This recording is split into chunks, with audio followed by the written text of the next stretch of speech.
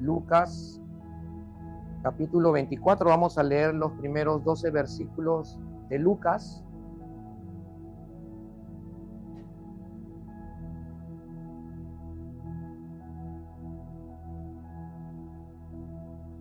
Leamos juntos la palabra del Señor.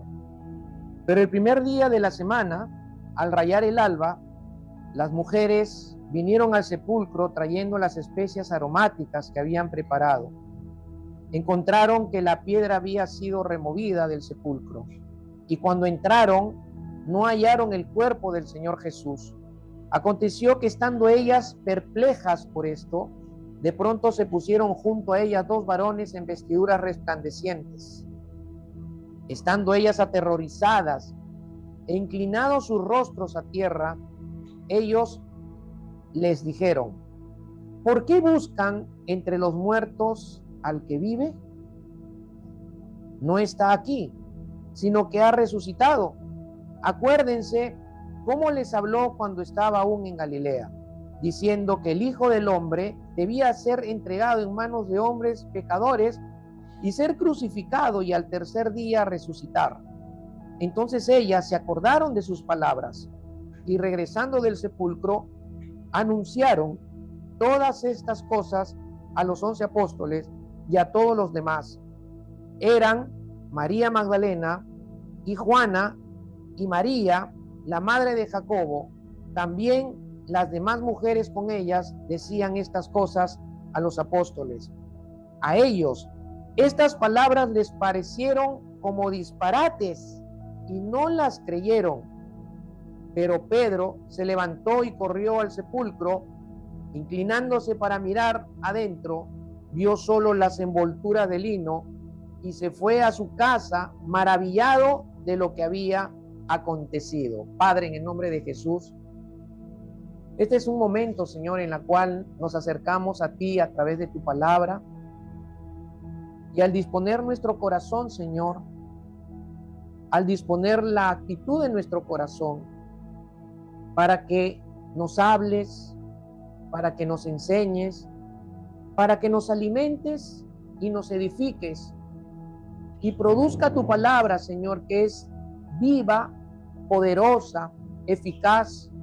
Produzca en nosotros, Señor, bendito Dios, un cimiento a nuestra fe y un crecimiento a nuestra fe, pero también que sea la palabra, Señor, que hoy nos vas a hablar, tu espíritu la dimensione en nuestro espíritu, Señor, dándonos el entendimiento y la revelación para poder comprender, Señor, la enseñanza, el mensaje para nuestro espíritu, para nuestra vida espiritual.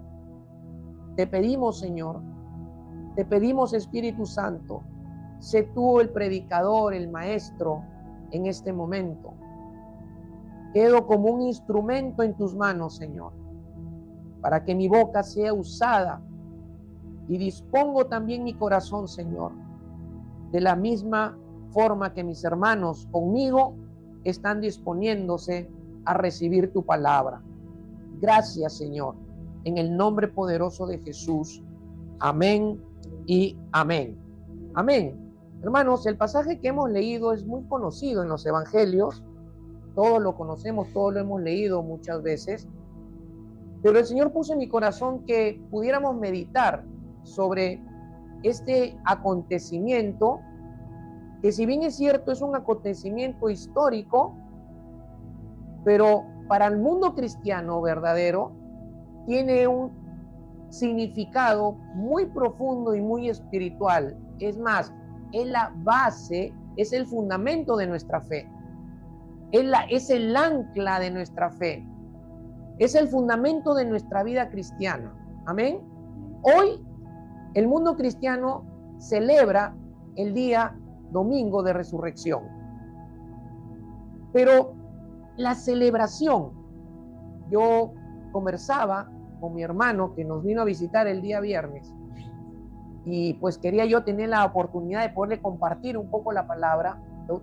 Está en la lista de nuestra oración, pero no se dio, no se pudo dar, porque cuando ya estaba entrando yo con la palabra, me cortó rápidamente, me cambió la conversación y bueno, dije, bueno, ni modo, no lo voy a presionar para no generar aquí un problema, ¿no? Porque a la gente no le gusta que la presiones cuando no quiere escuchar la escritura o cuando se cierra a escuchar la verdad porque tiene creencias religiosas. Generalmente la gente tiene creencias religiosas y sus creencias religiosas pues lo convierten en una persona celosa de su creencia, celosa de su religión y por su celo a su creencia pues no quiere cambiar, no quiere escuchar otra cosa que no sea lo que cree, lo que piensa o lo que ha decidido seguir a su forma, a su manera o a su modo. ¿No?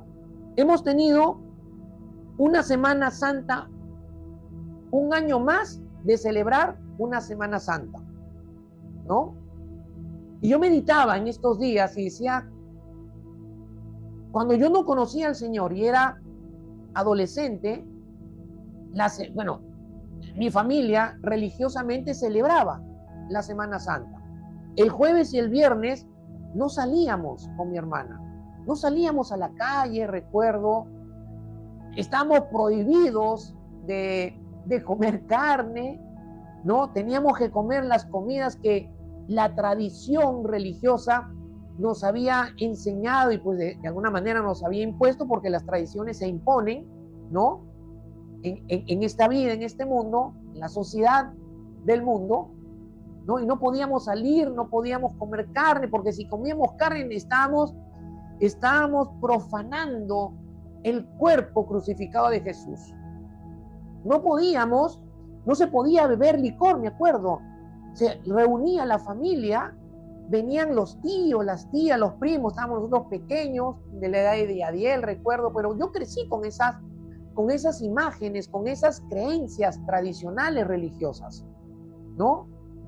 Y no podías hacer bulla, no podías gritar, no podías pelear, no tenías que ser el buenito y la buenita en ese jueves y viernes santo, porque ya cuando llegaba el día sábado y domingo ya eras el mismo de siempre, ¿no?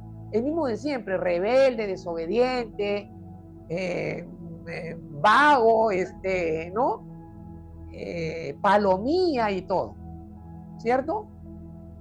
Bueno, tengo que confesar que yo sí he sido tremendo de adolescente, ¿no? Pero no voy a compartir porque aquí hay un adolescente y no quiero ser de mal ejemplo para él, no decir, no, pero si el pastor cuando era adolescente lo hacía, ¿por qué no lo puedo hacer yo? No, de ninguna manera. Pero así crecí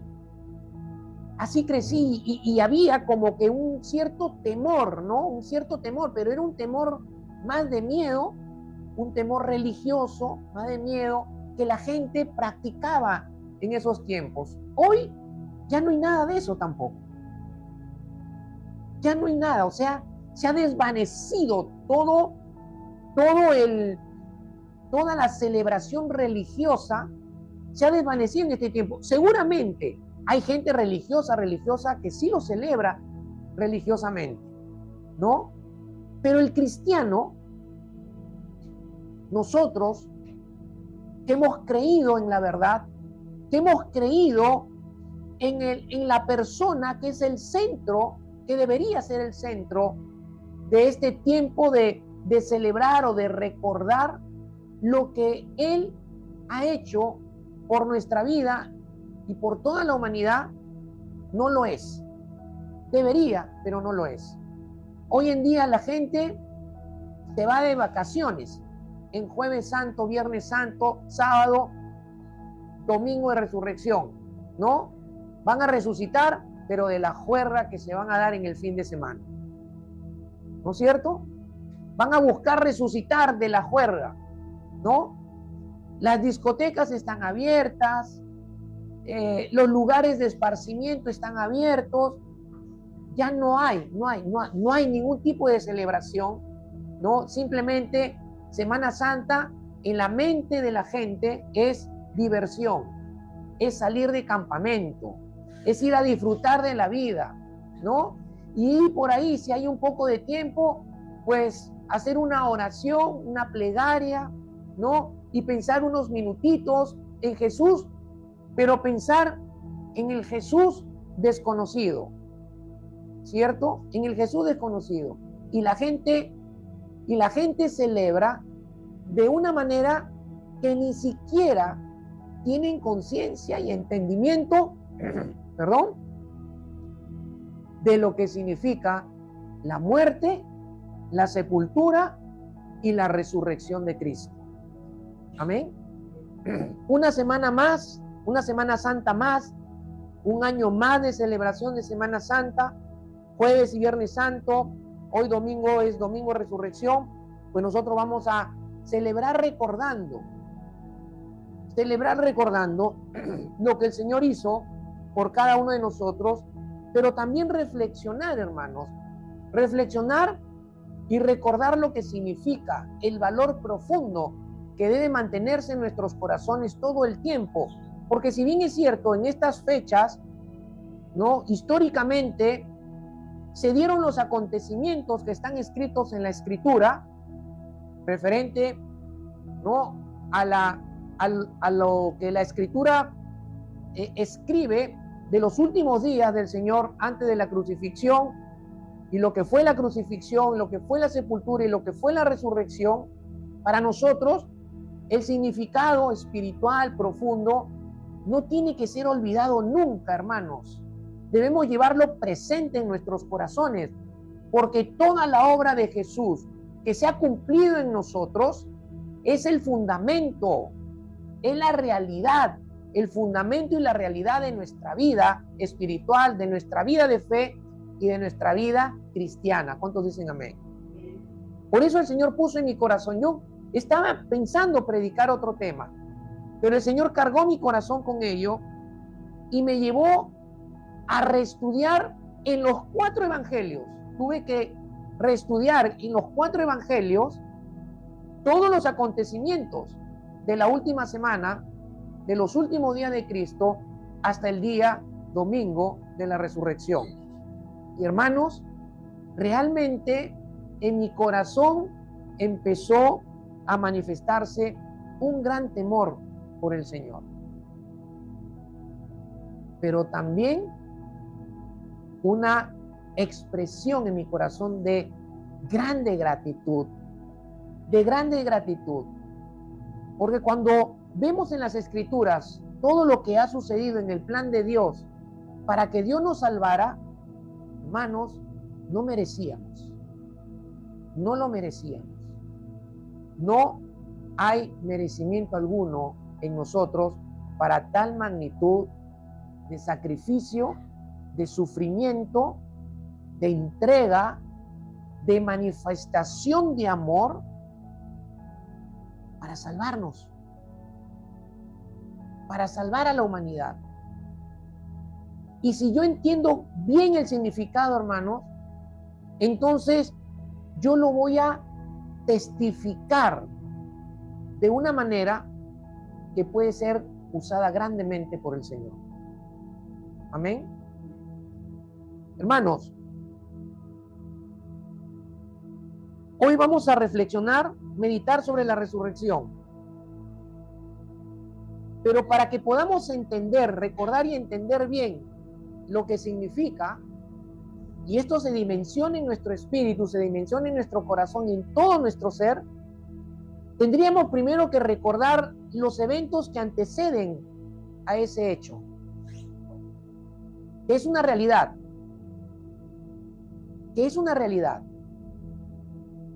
En la madrugada del día sábado, como a la 1 de la mañana, nos estábamos trasladando con mi esposa y mi hija Alexandra a la comisaría de San Luis, porque en un operativo se había recuperado el teléfono de mi hija, que se lo habían robado el día jueves. Saliendo de la oficina, le robaron su teléfono. Miércoles, me corrige mi hija. Y gracias al Señor, apareció ese teléfono y una de sus amigas, que pertenecía a un grupo de vecinos de La Molina, aunque dicen que se había publicado en diferentes grupos vecinales de diferentes distritos, se publicó la fotografía del teléfono y las fotografías de ella, porque su foto de ella estaban en el estuche del teléfono, y le tomaron foto al teléfono, a las fotos, diciendo que ese teléfono que había sido recuperado en un operativo se encontraba en esa comisaría y que se estaba notificando y que pasaran la voz si se conocía al dueño o a la dueña del teléfono.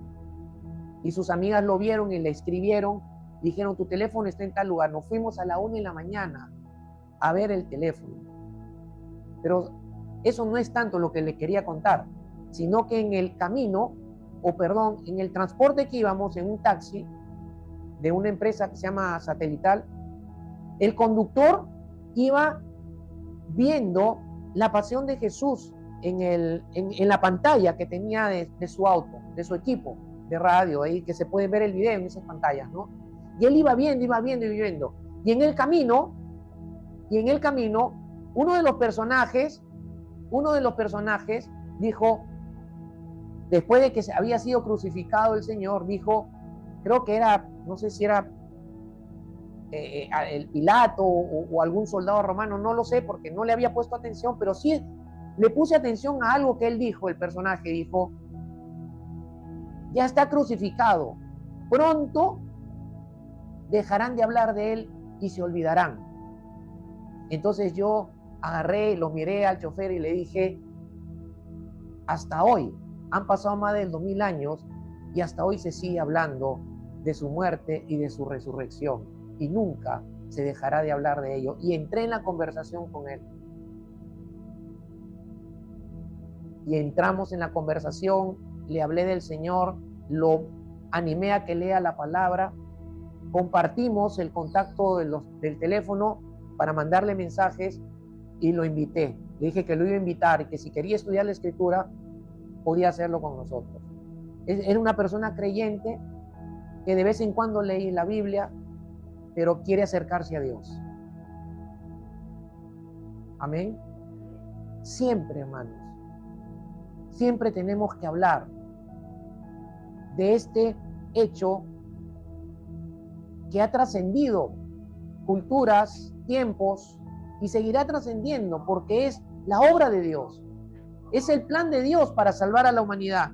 Y nosotros tenemos la encomienda de comunicarlo, de testificarlo, ¿no? Pero una cosa es testificarlo porque esa realidad esté viva dentro de mi espíritu, viva dentro de mi corazón, ¿no? Y otra cosa es comunicarlo, ¿no? De una manera en la que mi vida está de repente no tan cerca de Dios, sino más lejos de la persona de Dios, de la comunión con Dios. Amén. Porque hay gente que lo habla, pero lo habla en una condición de vida que evidentemente no le agrada a Dios. Amén. Entonces, en lo que estaba estudiando dije, bueno, Señor, entonces sería bueno que recordemos juntos con mis hermanos los eventos que anteceden a la resurrección de Jesús, para que podamos entender bien el significado de la resurrección.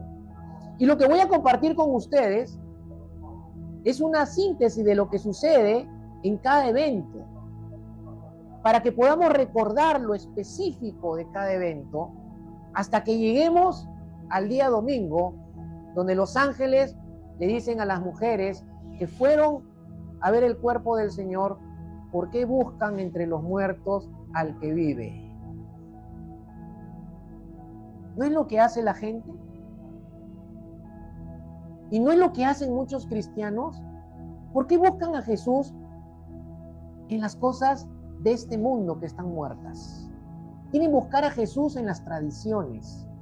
Quieren buscar a Jesús en las religiones. Quieren buscar a Jesús a través de filosofías, a través de creencias que están totalmente lejos de la única creencia que debe tener el ser humano, que es la verdad de la palabra de Dios. Que la verdad es Cristo. Hay mucha gente que está caminando con nosotros, hablando de forma general de la iglesia, porque somos nosotros parte del cuerpo, no somos únicamente el cuerpo, somos parte del cuerpo de Jesús. El cuerpo de Jesús está formado por todos los cristianos verdaderos que han nacido de nuevo y que están en todo el mundo, que vamos conformando el cuerpo del Señor, la familia de Dios.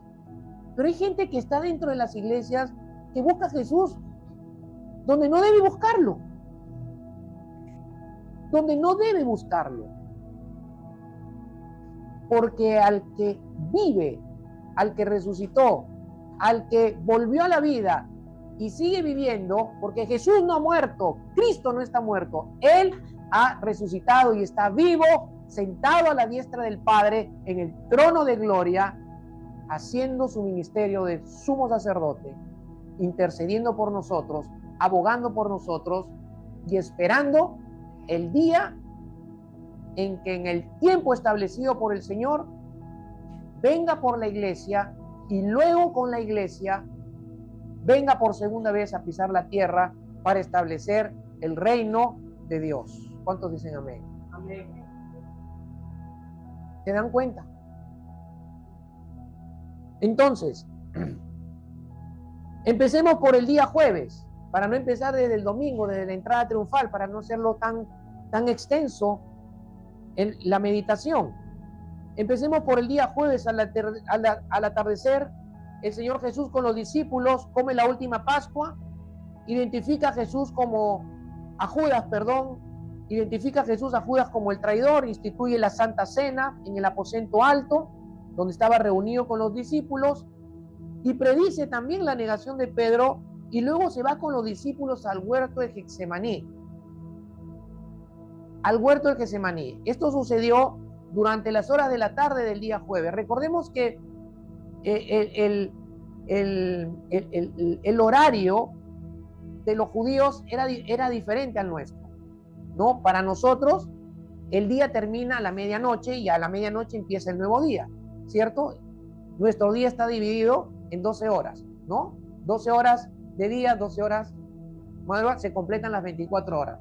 Para el judío, el día del judío terminaba a las 6 de la tarde y ahí empezaba el nuevo día, ¿no? Y continuaba y terminaba nuevamente al atardecer de ese día, ¿no es cierto? Entonces, más o menos para ponernos en el contexto cronológico de tiempo. Entonces Jesús en el atardecer del jueves suceden todas estas cosas.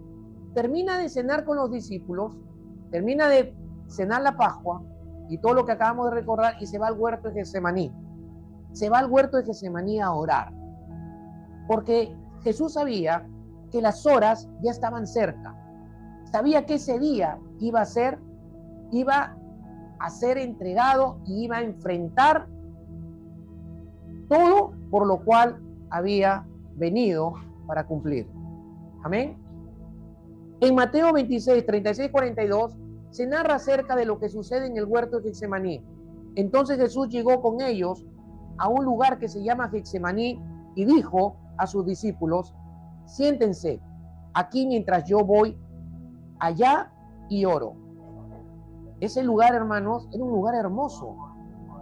Si usted va a un diccionario bíblico y busca el huerto de Getsemaní, era un huerto que está ubicado en el Monte de los Olivos. El Monte de los Olivos era un lugar en altura, digamos, una especie de monte, y en una parte del Monte de los Olivos estaba este huerto de Getsemaní, pero era un lugar hermoso porque era un lugar de pastos verdes, de árboles de olivo, era un lugar de bastante quietud, pero era un lugar hermoso porque hay fotografías de ese lugar en los diccionarios, que usted en un diccionario bíblico y verlo, y ese era uno de los lugares preferidos donde Jesús acostumbraba a ir solo o con los discípulos, como es en este caso, a orar. Amén. Y eso es muy importante. Siempre busca un lugar donde haya quietud para que busques a Dios en oración. No busques lugares donde haya mucha bulla, donde haya mucha distracción, ¿no? Donde hay mucha gente. No. Jesús buscó siempre los lugares solitarios, lugares cómodos, bonitos, de quietud, ¿no? Para buscar al Padre, para orar. Getsemaní era uno de esos lugares, y era uno de los lugares preferidos del Señor, y le dice a los discípulos, quédense aquí mientras yo voy y oro, y tomando con él a Pedro y a los dos hijos de Zebedeo, comenzó a entristecerse y angustiarse el Señor. Comenzó a entristecerse y angustiarse. Bueno, no era para menos, ¿no? Él sabía que el día ya había llegado. Y fue el momento más difícil que Jesús enfrentó en su humanidad. ¿Por qué? Porque él tenía que enfrentar todo lo que venía solo y humanamente. No divinamente, humanamente. Porque la obra que él tenía que llevar a cabo, tenía que hacerla en su condición de hombre. Amén. En su condición de hombre.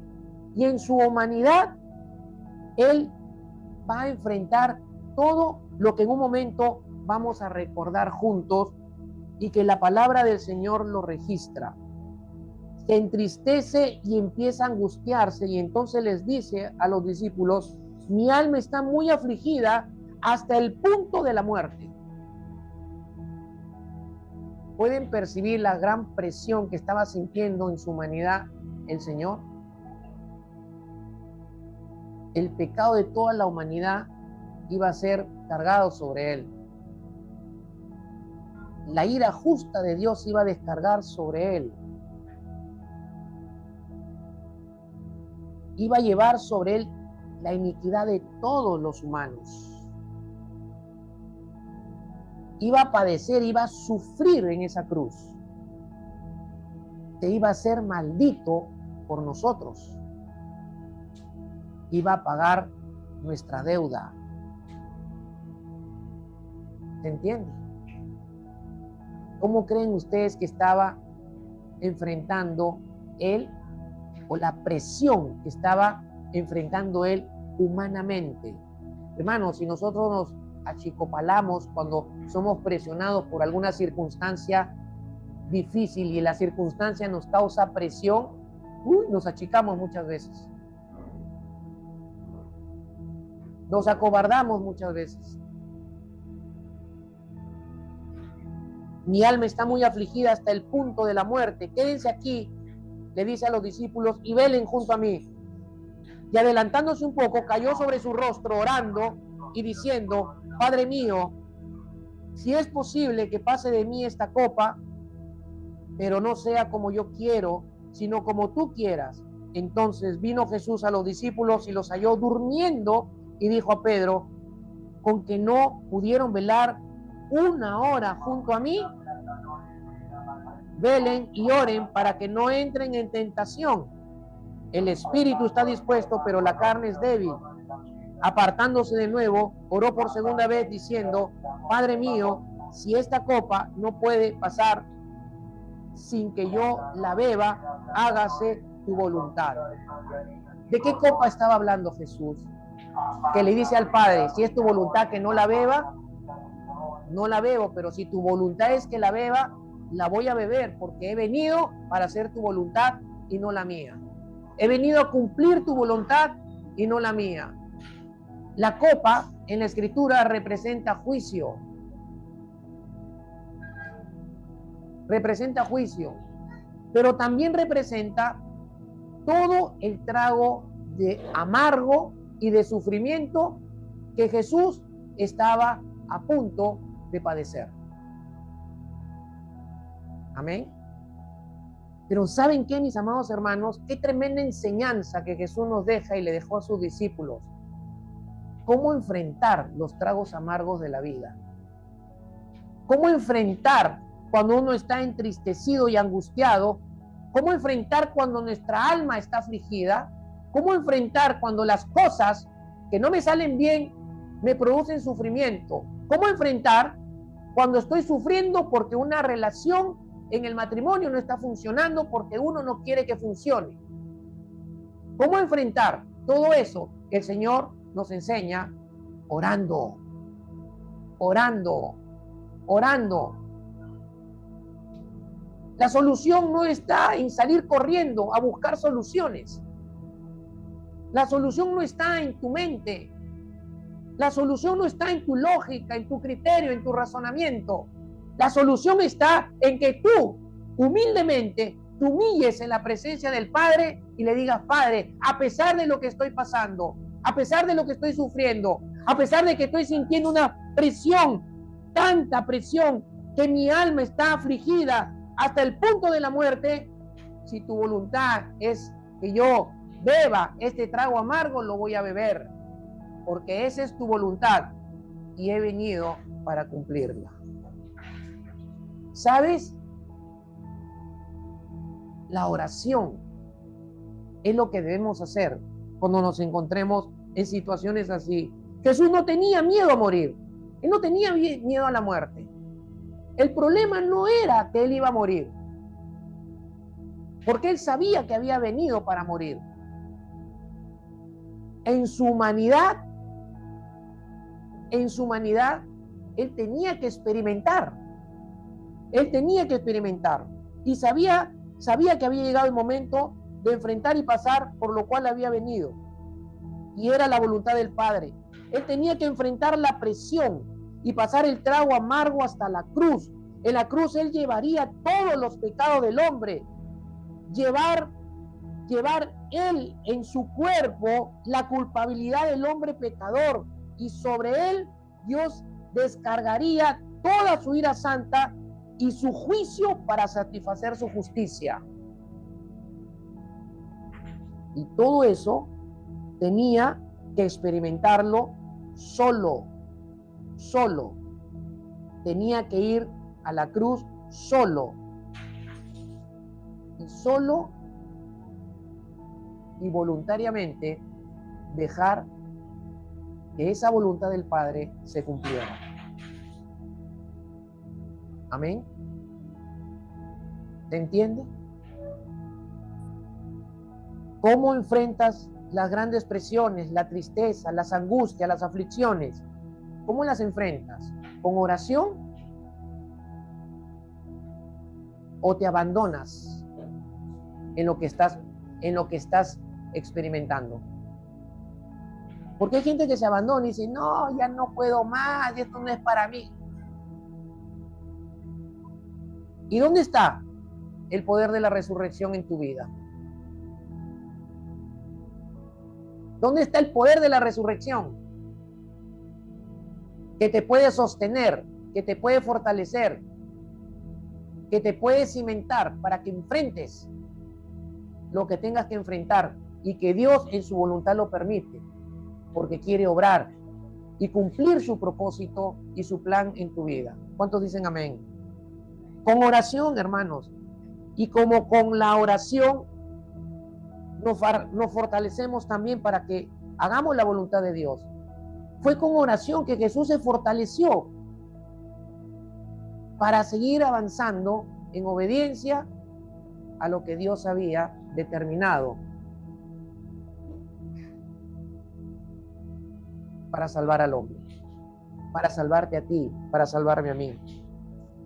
En Mateo 26, 47 al 49, vemos el arresto de Jesús. Dice el texto: mientras Jesús estaba todavía hablando, o sea, estaba en el Getsemaní, estamos siguiendo la ruta, estaba en el Getsemaní, hablando con los discípulos, enseñándoles que tienen que orar para que no entren en tentación. Es que, hermano, la tentación va a venir cuando tú estés en momentos complicados.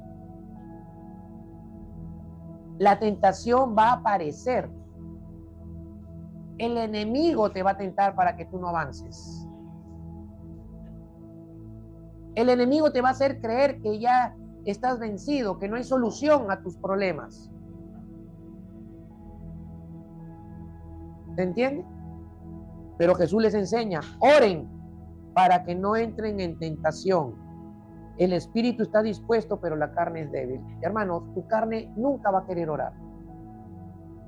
Pero el espíritu, tu espíritu, donde mora el Espíritu Santo, porque el Espíritu Santo no habita en tu alma, habita en tu espíritu. Tu espíritu siempre va a estar dispuesto a orar, pero tu carne no. Pero ahí no, tú tienes que tomar la decisión. de darle vuelta a la realidad doblando las rodillas y buscando la asistencia de Dios. Amén.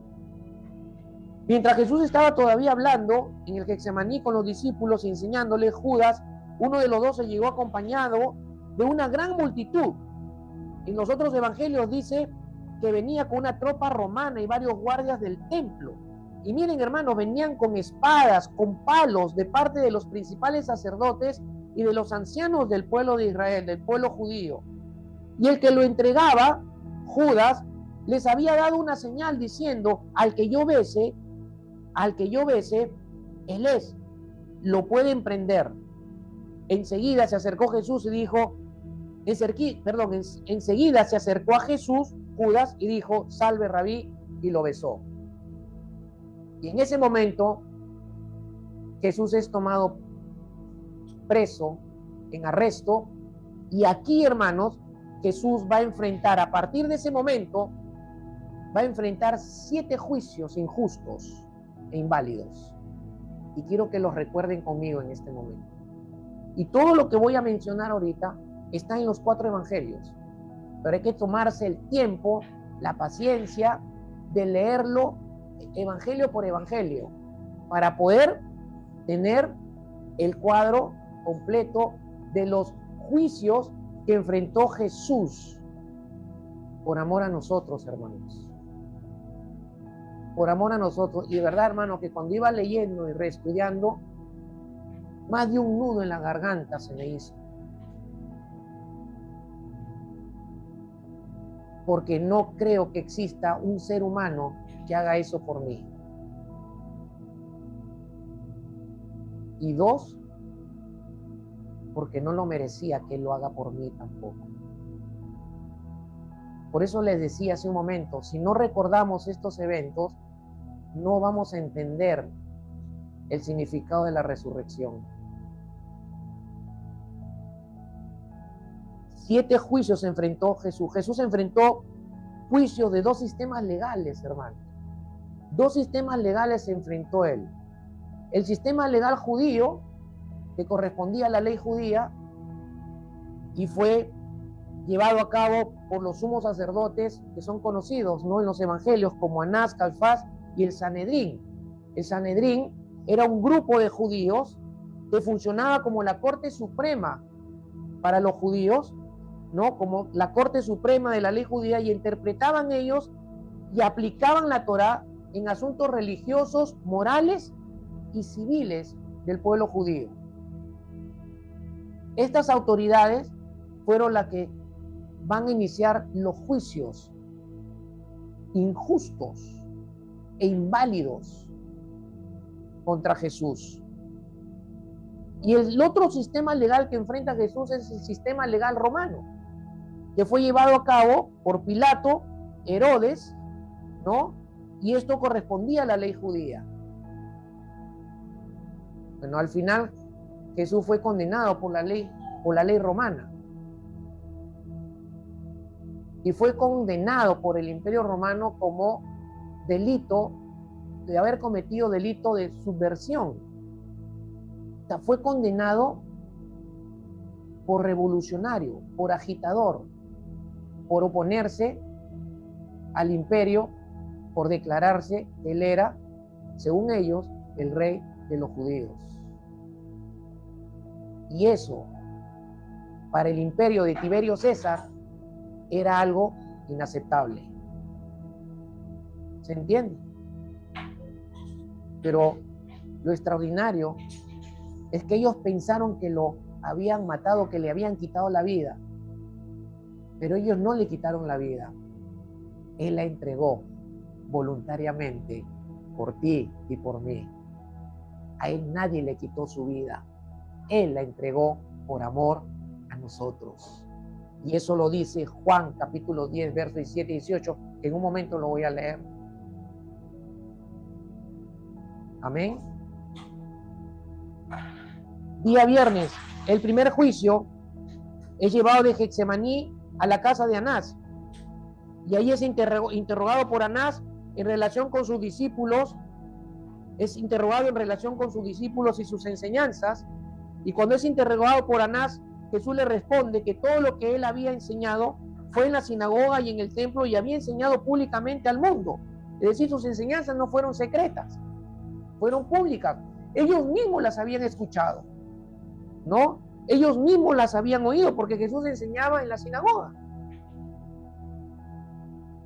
Y enseñaba públicamente, las multitudes lo seguían y él enseñaba, ¿no? Y Jesús les dice, ¿no? Jesús les dice a ellos que podían preguntar a todos los que habían oído las enseñanzas de él y podían preguntar qué es lo que él les había hablado. Cuando Jesús les responde, Jesús es abofeteado en este primer juicio. Es abofeteado por uno de los alguaciles del sumo sacerdote Anás, pero este juicio fue completamente ilegal, hermanos. Completamente ilegal. Y ahora les voy a decir por qué. En un momento. Luego es llevado de la casa de Anás, según el relato de los evangelios, al palacio de Caifás, el otro sumo sacerdote, y aquí Jesús enfrenta un segundo juicio, cuando es interrogado por Caifás y es interrogado también por el Sanedrín, y Caifás y el Sanedrín procuran condenar de manera totalmente ilegal a Jesús, usando testimonio de falsos testigos para que dijeran que habían oído decir de Jesús lo siguiente: yo derribaré este templo, o sea, el templo de los judíos, a eso se estaban refiriendo ellos, yo derribaré este templo hecho con mano y en 3 días edificaré otro hecho sin mano. Pero ellos pensaban que Jesús estaba refiriéndose al templo de ellos, cuando Jesús estaba refiriendo a su cuerpo, a que él iba a resucitar en el 3er día y que su cuerpo iba a ser levantado. Por lo tanto, lo estaban acusando y lo querían condenar de algo que no era cierto. ¿Se entiende? Miren, hasta dónde puede llegar el corazón cerrado y religioso de una persona. Generalmente, el corazón religioso siempre va a ser un corazón injusto. Siempre va a actuar injustamente. ¿Se entiende? Entonces Caifás interroga a Jesús preguntándole si él era el Cristo, el Hijo de Dios. Y Jesús le responde en este segundo juicio: yo soy, le dice, y verás al Hijo del Hombre sentado a la diestra del poder de Dios y viniendo en las nubes del cielo. Cuando Caifás escucha la respuesta de Jesús, Caifás va a quebrantar la ley levítica. ¿Cómo la quebranta? Cuando rasga sus vestiduras. Y las vestiduras que él tenía en ese momento eran las vestiduras del sacerdocio. Y por la ley estaba prohibido, por la ley judía estaba prohibido que él hiciera eso. Pero lo hizo. Rasga sus vestiduras ante la respuesta de Jesús y en ese momento Jesús es escupido en su rostro. Miren, lo empezaron a escupir. Y esa era una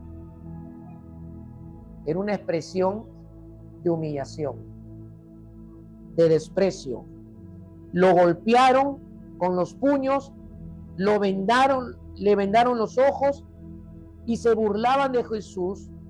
Pero en todo esto se estaba cumpliendo lo que el profeta Isaías, en Isaías 50, versículo 6, había profetizado 780 y tantos años antes. Se estaba cumpliendo la profecía de que esto iba a suceder con Jesús. Tercer juicio, es llevado al Sanedrín. Y cuando él llega al Sanedrín, enfrenta, en este tercer juicio al Sanedrín, el Sanedrín lo va a condenar formalmente, hermanos. Pero lo interrogan y le preguntan: ¿eres tú el Cristo? Y Jesús responde: si se los digo, no creerán. Pero desde ahora, el Hijo del Hombre se sentará a la diestra del poder de Dios. Y esto los enardecía a los judíos. Los enardecía. Les quitaba todo el poder, toda la autoridad y les removía las estructuras religiosas. ¿No? Y recordemos que ellos lo acusaban de blasfemo a Jesús. Y le preguntan nuevamente el Sanedrín, ¿eres tú el Hijo de Dios? Y Jesús le responde, ustedes dicen que lo soy. Entonces el Sanedrín concluye de la siguiente manera, ¿qué más testimonio necesitamos? Dijeron ellos, porque nosotros mismos lo hemos oído de su propia boca. Pero Jesús no les dijo que él era Hijo de Dios, él les dijo, ustedes dicen que yo lo soy. Pero miren cómo empezaron a transgiversar lo que Jesús había dado como respuesta. Por eso le digo, fueron juicios injustos y totalmente inválidos. Pero vayamos al cuarto juicio. Del Sanedrín, del palacio de Caifás, lo llevan ahora al pretorio de Pilato. Hermano, todos estos juicios sucedieron durante la madrugada del viernes, hasta la hora en la que fue crucificado.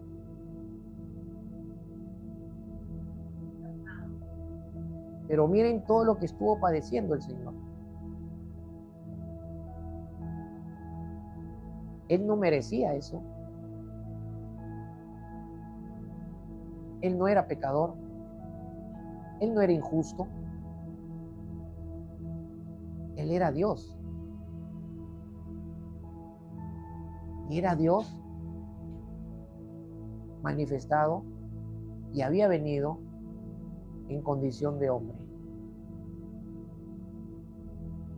Pero lo enfrentó y lo pasó por ti y por mí. Y en este cuarto juicio, en el pretorio de Pilato, Pilato va a exigir que los judíos le digan lo que Jesús había hecho. Pero los judíos evaden la pregunta y lo acusan de ser un malhechor. Miren de qué lo acusaron, de ser un malhechor. Pero eso no fue suficiente y Pilato pide más cargos específicos contra Jesús. Entonces los judíos arman 3 acusaciones contra Jesús. La primera, que usted la puede ver en los evangelios, en Mateo 5:17, que Jesús estaba pervirtiendo a la nación. La segunda acusación, que Jesús prohibía dar tributo al César, y eso era falso. Las 2 acusaciones eran falsas, porque Jesús en ningún momento pervirtió a la nación y tampoco enseñó y prohibió que se reconociera y se tributara al César. Tenemos en los evangelios que Jesús les enseñó a los discípulos y también le dijo a los fariseos y escribas cuando lo quisieron tentar, denle al César lo que es del César y a Dios lo que es de Dios. Jesús mismo pagó sus impuestos, pero también Jesús mismo honró a Dios con sus ofrendas. Amén. 2 acusaciones falsas y una tercera que sí era cierta. Y dice que ellos lo acusaron de que Jesús decía ser el Mesías prometido. Y eso sí era real. Ahora Pilato le va a preguntar a Jesús en este juicio, ¿eres el rey de los judíos? Y Jesús le responde que sí, pero que su reino no es de este mundo. Si su reino fuera de este mundo, sus servidores pelearían para salvarlo, le dice. Yo soy el rey de los judíos, pero no como ellos me están acusando. Sí soy el rey de los judíos, pero Jesús está hablando de su reino espiritual. Jesús no vino a ser rey político. Los judíos esperaban un rey político, pero Jesús no vino como un rey político, vino como el rey del reino de los cielos, vino como el rey del reino de Dios, y su reino y su reinado es espiritual. Y eso es lo que Jesús le dice a Pilato. Jesús también le dice que él había venido a este mundo para dar testimonio de la verdad. Y Pilato le pregunta, ¿qué es la verdad? Pero en ese momento se distrajo y no pudo saber qué era la verdad. Entonces Pilato informa a los judíos que no encuentra delito en Jesús, y los judíos insisten en acusar a Jesús como el alborotador del pueblo desde Galilea hasta Jerusalén. Y cuando Pilato escucha eso, entonces lo deriva a Herodes. Entonces vamos al quinto juicio. Es trasladado del pretorio de Pilato y es llevado al palacio de Herodes. Y ahí va a enfrentar un quinto juicio. Pero noten que los judíos insisten en seguir acusándolo injustamente y sin ningún tipo de validez sus acusaciones. En este quinto juicio, Herodes, que había oído hablar de Jesús y tenía un gran deseo de verlo desde hace mucho tiempo, según los relatos de los evangelios, esperaba que Jesús realizara algunos milagros para entretenerlo. Imagínense. Había escuchado de los milagros de Jesús, había escuchado de las señales que Jesús había hecho y él quería conocerlo. Y cuando es enviado por Pilato hacia él tenía la esperanza de que Jesús no hiciera algunos milagros para su distracción, como si los milagros fueran para distraer al hombre. Pero ¿sabes qué? Eso es lo que está sucediendo hoy en día. Hay iglesias que están llenas donde, entre comillas, se están haciendo milagros y la gente va para deleitarse como si fuera un espectáculo, ¿no? Lugares donde fuego extraño está manifestándose, donde no es el poder de Dios, sino el poder de las tinieblas. Pero a la gente le encanta eso, ¿no? Eso es lo que le encanta a la gente. Le encantan los milagros, pero la gente no quiere cambiar. La gente no quiere volverse a Dios. La gente no quiere abrir su corazón. La gente no quiere leer la palabra. Los milagros para nosotros son importantes porque son hechos que muestran el poder de Dios, el gran poder que Dios tiene. Pero si nosotros anhelamos que milagros o los milagros de Dios fluyan entre nosotros y la iglesia, es para que el evangelio sea respaldado por ese poder de Dios y la gente crea en Dios, crea en Dios, crea en Dios. Amén. No queremos milagros para hacer espectáculo y diversión de los participantes. Amén. Entonces, Herodes, le hizo muchas preguntas según el evangelio, pero Jesús no le contestó ni una. No articuló palabra el Señor, y Herodes y sus soldados lo tratan con desprecio. Claro, como Jesús no le respondió y no lo divirtió haciendo milagros, entonces Herodes lo entrega a los soldados, lo tratan con desprecio, lo visten con ropas vistosas como de rey y luego ordena enviarlo nuevamente ante Pilato. Juicio inválido. Y es regresado al pretorio de Pilato y Jesús enfrenta un sexto juicio. Pilato ofrece a los judíos castigarlo y después soltarlo, pero los judíos no quieren. Les recuerda,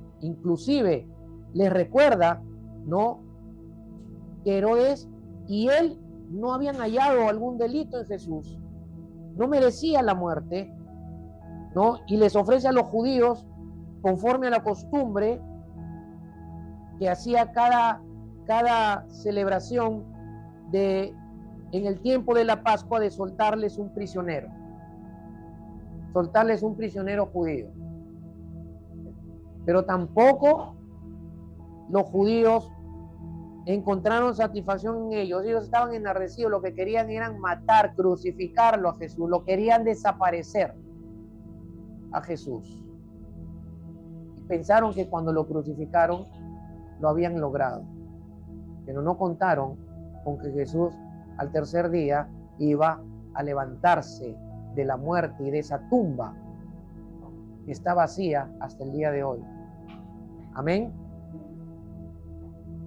Entonces pone delante de los judíos a Jesús y a Barrabás, y los judíos prefieren y piden a Barrabás y piden que crucifiquen a Jesús.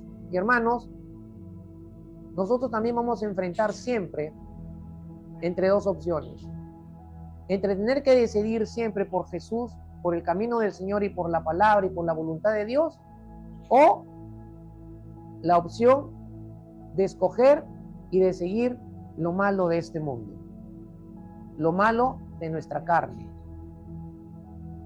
Siempre vamos a enfrentar esas dos decisiones. Pero como buenos hijos de Dios, siempre debemos decidir por Jesús, por la palabra, por su voluntad, por su propósito, por su plan divino. Siempre debemos decidir por glorificarlo a Él. ¿Se entiende? Pero siempre vamos a enfrentar. Pero lo triste es que en la iglesia hay gente que no está decidiendo por Jesús. Le dice no todos los días. Le dice no a la palabra todos los días. Le dice no a la voluntad de Dios todos los días. ¿Por qué? Porque siempre están diciéndole sí a sus deseos, a su voluntad, a lo que el mundo les ofrece. Hay mucha gente en la iglesia, especialmente jóvenes, que están cautivados por este mundo. Están cautivados por los apetitos de este mundo, por las libertades que hay en este mundo. Y cuando deciden por el mundo, están decidiendo decirle no a Jesús, no a la palabra, no al camino del Señor, no a la voluntad de Dios, no al propósito de Dios. ¿Por qué? Porque tal vez no han entendido lo que esta obra significa. Tal vez no han entendido el poder de la resurrección.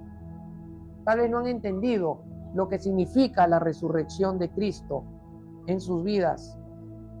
Hermanos, en este sexto juicio, Jesús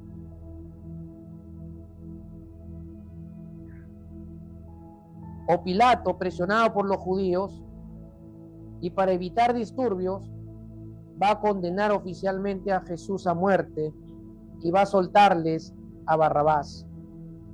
Y ahí en el pretorio de Pilato, Jesús es llevado al cuartel de los soldados para enfrentar el último juicio, el séptimo, donde los soldados se van a juntar para confrontar a Jesús y van a hacer 7 cosas contra Jesús. Le van a quitar su ropa, le van a vestir con una capa roja, le van a colocar una corona de espinas sobre su cabeza y le ponen una vara en su mano derecha. Se inclinan ante él haciéndole un homenaje de burla, le ridiculizan diciéndole salve, rey de los judíos, y lo último, le escupen y le golpean la cabeza con la vara. Y luego los soldados vuelven a ponerle sus ropas y lo llevan a Jesús para crucificarlo. 7 juicios injustos e inválidos. Las autoridades religiosas judías y el Sanedrín lo injuriaron, usaron testigos falsos, mintieron y ellos mismos quebrantaron y faltaron a su propia ley judía. Todo por matarlo. ¿No es lo que hacen muchas veces la gente? Hacen todo para negarlo, para no seguirlo, para no buscarlo. Y lo que a mí más me preocupa es que la iglesia del Señor, no hablo de nuestra iglesia, es que en la iglesia del Señor hay gente así. Hay gente así, que con su vida lo niega, lo apaga, lo esconde, lo mata.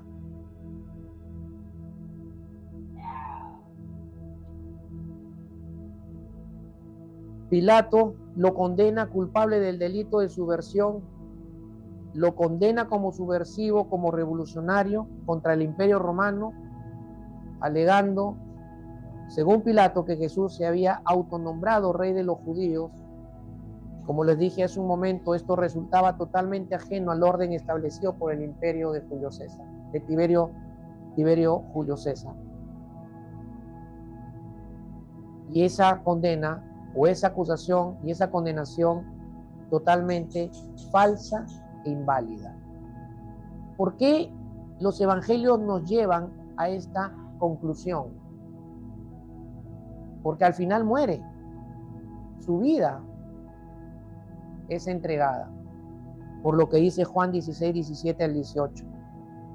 Por eso el Padre me ama, porque yo doy mi vida para tomarla de nuevo, y nadie me la quita, sino que yo la doy de mi propia voluntad. Tengo autoridad para darla, y tengo autoridad para tomarla de nuevo. Este mandamiento recibí de mi Padre. Hermanos, ellos no le quitaron la vida. Juan 10, 17, 18, por la misma boca de Jesús, se dice que Jesús estaba aquí declarando que Él iba a entregar su vida voluntariamente. Nadie se la estaba quitando. Él la estaba entregando voluntariamente. Él murió porque Él decidió morir por nosotros. Y Él decidió entregar su vida por nosotros. Más allá de la realidad de los sentimientos, la verdad de Cristo es eterna. Sí. ¿Qué van a creer en esa verdad? Correcto. No en la humana. Correcto. Y de este séptimo juicio, en el cuartel de los soldados, Jesús es llevado al monte de la calavera, al monte Calvario. Marcos 15, 22, 26, lo llevaron al lugar llamado Gólgota, que traducido significa lugar de la calavera. Trataron de dar a Jesús vino mezclado con mirra, pero él no lo tomó. Cuando lo crucificaron, se repartieron sus vestidos, echando suerte sobre ellos para decidir lo que cada uno tomaría. Era la hora tercera, las 9 de la mañana, cuando lo crucificaron. La inscripción de la acusación contra él decía: el rey de los judíos. Y uno de los evangelios dice que Herodes mandó a poner esta inscripción en 3 idiomas: en hebreo, en latín y en el griego. El hebreo, que era el idioma de los judíos, el latín, que era el idioma de los romanos, y el griego, que era el idioma internacional. O sea, una burla para que todos lo pudieran leer y burlarse. Pero lo que no sabía Herodes es que esa inscripción estaba diciendo la verdad, porque Jesús sí era el rey de los judíos, pero no el rey político, el rey Dios. Aleluya. Jesús es el rey Dios de tu vida. ¿Puedes entender eso? ¿Puedes entender eso? ¿Puedes entender que su sacrificio le da el derecho total de tu vida? ¿Puedes entender que su sacrificio le da el derecho total de tu corazón? ¿Le da el derecho total de todo tu ser? ¿Lo puedes entender? Pídele a Dios que te dé más revelación para entenderlo. Porque sí necesitamos una mayor revelación de este sacrificio. Jesús estuvo sacrificado 6 horas, hermanos. 6 horas de dolor, de sufrimiento. 6 horas crucificado, más las horas que enfrentó de estos 7 juicios.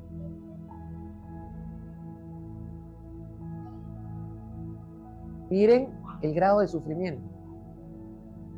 Pero ahí en la cruz, Jesús declaró sus últimas 7 palabras. 7 palabras. Y también están en los evangelios. Todo lo que les estoy haciendo recordar, está en los evangelios, solo que por tiempo no podemos leer todos los versículos, pero rápido te menciono las 7 palabras. La primera, en Lucas 23, 34, Jesús dice: Padre, perdónales porque no saben lo que hacen. Hermanos, en medio del sufrimiento, en medio de la agonía extrema, en la cual el Padre estaba descargando su ira, su juicio santo, justo, su justicia se estaba estableciendo. En ese tiempo en la que Él está experimentando el dolor y lo que significa el pecado del hombre, porque Él no era pecador, nunca lo fue y no tenía naturaleza pecaminosa. Pero cuando todo el pecado y la iniquidad de los hombres se cargó sobre Él, Él experimentó lo que era el pecado y la iniquidad. Y en esa agonía le dice al Padre: perdónalos. ¿Qué nos enseña el Señor, hermanos? Porque estas 7 palabras tienen un significado espiritual que revelan verdades eternas. Nos revelan su amor, el perdón, la gracia, el sacrificio y la esperanza. Y Él nos enseña acerca del perdón.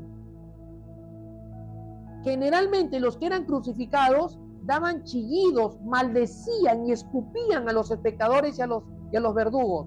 Pero Jesús no dijo ninguna palabra mala, ni queja, ni pidió misericordia. Lo único que le pidió al Padre es: perdónalos, porque Jesús sabía que también Él estaba ahí por ellos. Amén. Perdonen al que tengan que perdonar. Perdonen al que tengamos que perdonar, porque Jesús también murió por ellos. Segunda, en verdad te digo, hoy estarás conmigo en el paraíso. Jesús enseña sobre el paraíso. Pero es interesante que en ese momento de agonía y de sufrimiento y dolor extremo, Jesús estaba dispuesto a perdonar los pecados de ese ladrón y a justificarlo y a manifestar en la cruz, en ese momento, el acto supremo de la gracia de Dios sobre ese hombre. Y estaba más dispuesto a escucharlo. Hermano, ¿cuánto estás dispuesto de escuchar a la gente para compartirle del Evangelio y llevarla a los pies de Cristo? No puedo porque me siento mal, me duele la cabeza. No puedo porque me siento triste. No puedo porque me siento, tengo problemas. No, hermano, Jesús estaba sufriendo y al mismo tiempo estaba dispuesto a escuchar a ese ladrón que cree en Él, se arrepiente y le pide: cuando estés en tu reino, acuérdate de mí. Jesús le dijo: hoy mismo, te digo que hoy mismo estarás conmigo en el paraíso. Jesús lo perdonó y expresó la gracia suprema de Dios que se estaba manifestando en esa cruz con ese hombre. Tenemos que estar dispuestos, hermanos. Luego, la otra palabra, cuando le dice a su madre: mujer, ahí está tu hijo, ahí está tu madre, le dice al discípulo amado Juan. Hermanos, qué tremenda enseñanza, ¿no? En medio del dolor y la agonía, Jesús acordándose de su madre, ¿no? Es Jesús hombre, ¿no? Estamos hablando de Jesús hombre. No lo olvidó. En esa agonía no olvidó sus responsabilidades como hijo humano. Los judíos habían interpretado mal la ley y la enseñaban mal, porque Jesús los reprende en el Evangelio de Marcos. Les dice: ustedes están enseñando mal a los hijos. Los hijos no honran a los padres, porque los hijos les dicen corbán a los padres. ¿Y corbán qué significaba? La palabra corbán significaba que la ofrenda y el diezmo que era para el templo era intocable. Entonces los hijos le decían a los padres esos: corbán, no te puedo ayudar económicamente porque lo que tengo que darlo al templo. Y eso es lo que enseñaban los judíos. Eso es lo que enseñaban los judíos. Jesús aquí no olvida sus responsabilidades como hijo humano y le encarga a su discípulo amado que llevara con él a María, a su madre, y la cuidara con ternura y con amor. Y Jesús sabía que su discípulo lo iba a hacer, porque Jesús los había cuidado con ternura y con amor, y ahora les tocaba a ellos. Hermanos, tenemos que cuidarnos con ternura y con amor, pero también a nuestras familias. La otra frase, Dios mío, Elí, Elí, lema sabactani, que esto significa, Dios mío, ¿por qué me has abandonado? Un grito amargo. Pero miren que 2 Corintios 5:21 dice, al que no conoció pecado por nosotros lo hizo pecado.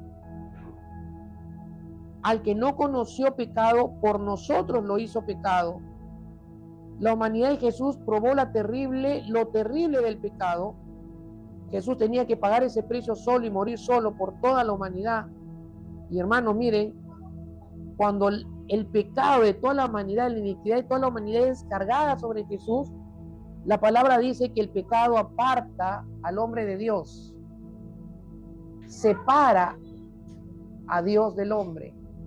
Y ese fue el momento en el que Jesús estaba experimentando por primera y única vez la separación con el Padre. Y eso fue solo por un momento. Amén. Porque el Padre no podía contaminarse con el pecado. ¿Se dan cuenta, hermanos? Todo lo que padece el Señor. Todo lo que padece el Señor. Tengo sed, le dice, que fue la otra frase. Y Jesús fue verdadero Dios, pero también fue verdadero hombre, y esto muestra su humanidad. Ahora miren, estaba deshidratado por la pérdida de sangre, por la exposición al sol, 6 horas, la fiebre que se producía por la crucifixión, la asfixia progresiva por cómo estaba su cuerpo clavado y exactamente, ¿no? Y había sido azotado cruelmente, había cargado a la cruz, había sido clavado en ella y había pasado varias horas sin tomar agua. Obviamente tenía sed. Pero ¿saben qué? Es interesante que cuando él dice tengo sed, lo hizo evidentemente por su parte corporal, estaba necesitando agua, pero él más lo hizo por obediencia para que se cumpliera lo que se había profetizado de él cuando estuviese en la cruz en el Salmo 69:21. Y por comida me dieron hiel y para mi sed me dieron a beber vinagre. Y eso apuntaba a ese momento en la cruz. Y Jesús sabía que tenía que cumplirse la profecía completamente. Obedece. Hermanos, tenemos que obedecer aunque estemos en situaciones difíciles, aunque estemos sufriendo, aunque estemos enfermos, aunque estemos en circunstancias complicadas, aunque no tengas dinero, aunque no tengas para comer, aunque nadie te hable, aunque nadie te sonría, tenemos que seguir obedeciendo para que todo el plan de Dios se cumpla en nuestra vida. Consumado es, un grito de victoria. Jesús estaba declarando, hecho está, he acabado todo lo que vine a hacer, todo está cumplido, todo lo que el Padre me encargó ha sido hecho. Se cumplió todo por lo que vine como hombre. Consumado es. ¿Se entiende? Pero también nos enseña que debemos acabar todo lo que el Padre en su voluntad nos ha mandado como hijos en la iglesia. No abandonemos. No abandonemos. Si empiezas una lectura, termínala. Si empiezas un estudio, acábalo. Si le vas a servir, sírvele. Y no abandones tu servicio. ¿Se entiende? Si te da un trabajo, trabaja.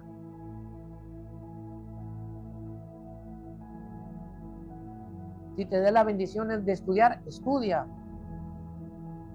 Pero nunca abandones. Termina lo que Dios en su voluntad te da como bendición. Termínalo. Termínalo todo. Y por último le dice en la cruz: Padre, en tus manos encomiendo mi espíritu.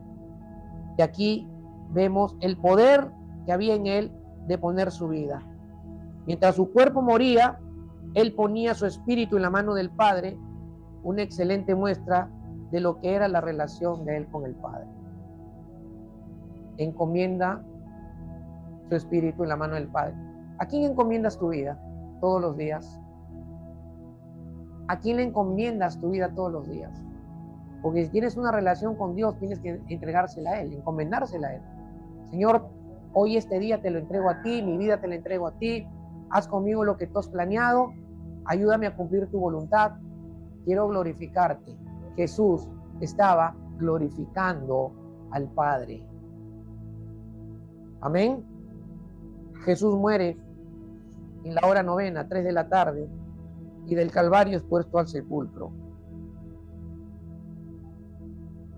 El día sábado era el día de recogimiento, de reposo.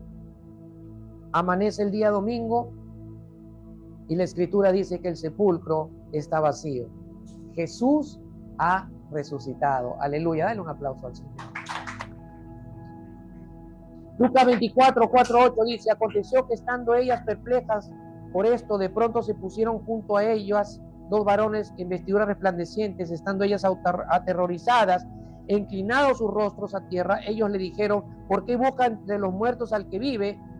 No está aquí, sino que ha resucitado. Acuérdense cómo les habló cuando estaba aún en Galilea, diciendo que el Hijo del Hombre debía ser entregado en manos de hombres pecadores y ser crucificado al tercer día, resucitar. Entonces ellas se acordaron de sus palabras. ¿Qué significa que Jesús había resucitado? Porque es lo que Jesús les había dicho que iba a suceder 3 días después de su muerte en la cruz. Significa que Él venció la muerte y venció el pecado. Significa su triunfo sobre la muerte y el pecado. Su resurrección es la evidencia del poder de Dios para salvarnos y darnos vida eterna. Y hermanos, es la manifestación del poder de Dios para dar vida a lo que está muerto. Y tú y yo estábamos muertos en nuestros delitos y pecados, y nuestro espíritu, cuando vinimos a esta vida, nuestro espíritu, nacimos, con el espíritu muerto. Cuando Cristo viene a tu vida, tú experimentaste la resurrección de Jesús en tu espíritu, porque Él te hizo nacer de nuevo. Ahí hemos experimentado el poder de la resurrección de Jesús. Y esa resurrección trae resultados en la vida de los hijos de Dios. Una nueva vida y una vida transformada. Una vida de victoria sobre el pecado y sobre la muerte, hermanos. Tú puedes tener victoria sobre el pecado y tienes victoria sobre la muerte. Porque la palabra en 1 Corintios 15, 55, 57 dice: ¿dónde está, oh muerte, tu victoria? ¿Dónde, oh sepulcro, tu aguijón? El aguijón de la muerte es el pecado y el poder del pecado es la ley. Pero a Dios gracias que nos da la victoria por medio de nuestro Señor Jesucristo. Hermanos, la resurrección de Cristo se ha cumplido en parte en nosotros cuando hemos nacido de nuevo por el Señor. Por lo tanto, tú puedes vencer al pecado y a la muerte espiritual. Ya la venciste. Ya la venciste por el poder de su resurrección. Trajo esperanza y seguridad. 1 Corintios 15, 20. Pero ahora Cristo ha resucitado entre los muertos, primicia de los que durmieron. Es la base de nuestra esperanza y es la base de nuestra seguridad de que también nosotros resucitaremos en el día del Señor. ¿Lo crees? Por eso le decía que la resurrección es la base de nuestra fe. Trajo poder y fuerza para vivir la vida cristiana en victoria. Filipenses 4:13 dice: todo lo puedo en Cristo que me fortalece. Su resurrección nos da poder y fuerza para vivir la vida de la fe. Sí, hermanos, podemos vivir la vida de la fe porque su resurrección en nosotros nos da la fortaleza y la fuerza para vivir esa vida cristiana, que no es fácil vivirla, que no es fácil ser cristiano en este mundo.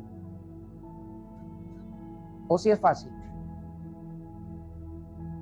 Pero también es la garantía de la resurrección futura, como lo dice 1 Corintios 15, 22 y 23, porque así como en Adán todos mueren, también en Cristo todos serán vivificados, pero cada uno en su debido orden.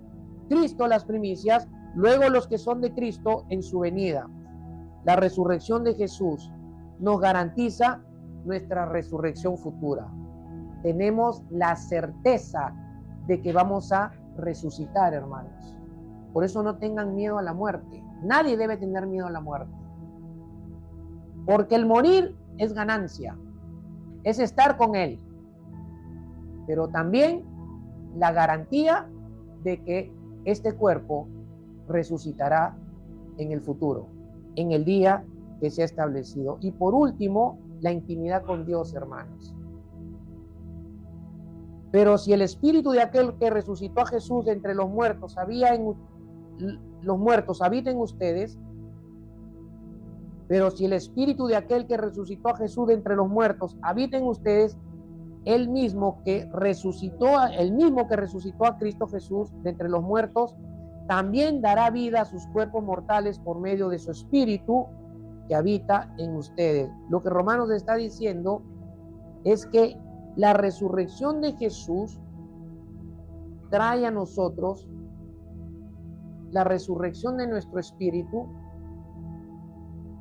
Nuestro espíritu vuelve a la vida, y es que gracias a que vuelve a la vida, ahora tú y yo podemos tener intimidad con Dios, porque no la podíamos tener cuando el espíritu está muerto.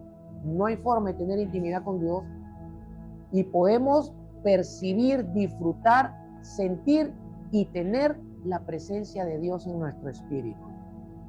¿Para qué?